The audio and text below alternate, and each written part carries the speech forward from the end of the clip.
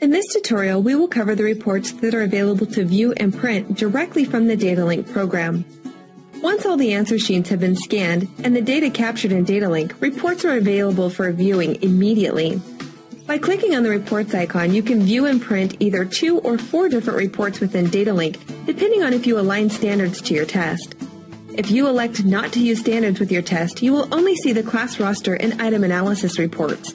If you did align standards to your test, you will also be able to view the student and class proficiency reports.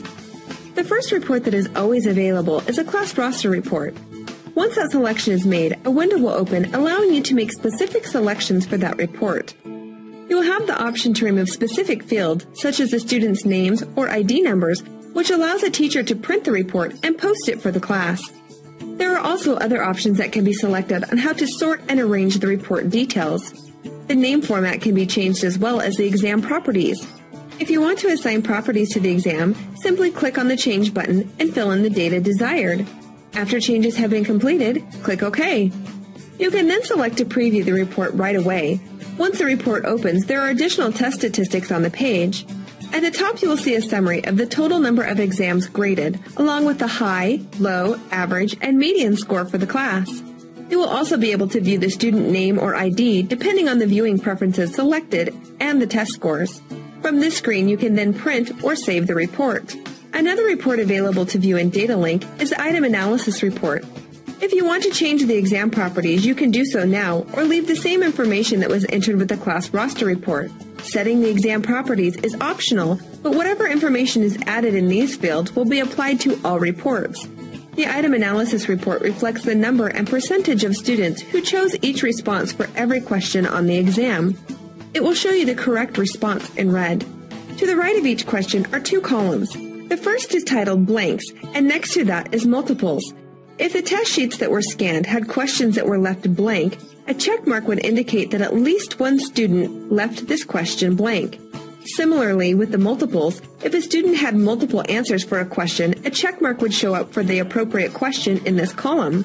This would alert the teacher to any questions that were skipped or where students were unsure of which answer to select and marked multiple responses. To the right of those columns is the point by serial. The point by serial statistic shows the relationship between the overall score on the test and the score on an item. Questions with a higher point by serial value are generally considered better than those with a lower point by serial value.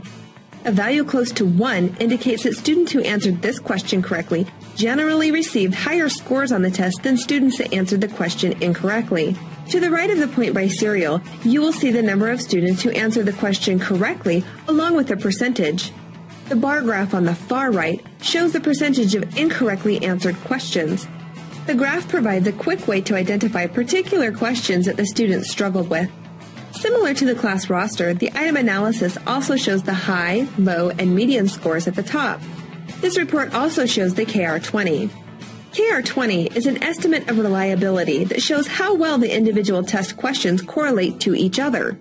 Generally, if the reliability of a standardized test is above 0.80, it is said to have a very good reliability. If it is below 0.50, it would not be considered a very reliable test.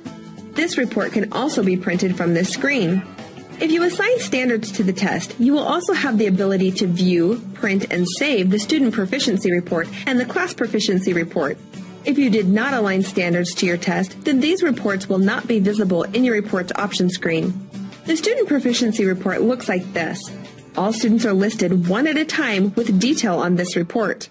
The top of the page contains information on the student's name, exam name and date, total points possible, high and low scores, the student score, and the class average, along with the proficiency level. From there, you can then scroll down to see each group and standard that was tested, along with the number of correct answers and proficiency level for that section. The next page shows the questions the students missed, along with the correct answer and prescriptive feedback for that section, if the feedback was assigned when the standards were entered. This is an excellent report to use for parent-teacher meetings to show the progress as well as the trouble areas for each student. The final report available in the DataLink reports is a class proficiency report. This report contains the same basic test information at the top as a student proficiency report, including the instructor name, exam name, date the exam was administered, total points possible, as well as the high and low scores for the class. Instead of an individual score like on the student report, the class report shows the class average, median score, class size, and proficiency level for the test. Below that, the report shows each group and standard tested and the number of students it tested to be proficient. This is an effective tool for teachers to quickly identify areas that might need to be retaught based on the overall class scores.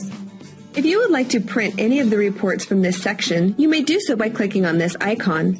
A new window will open, allowing you to select your print destination and the number of copies you would like to print. Once those selections have been made, click OK and the pages will print to the assigned printer. If you would like to save the report for future use, you can do so by clicking on File and scrolling down for the file type that you would like to export. Please note that in the program it is called exporting the file, but your file will be saved to the location you have chosen. Once a selection is made, a window will open allowing you to assign where you would like to save the file and change the file name if desired.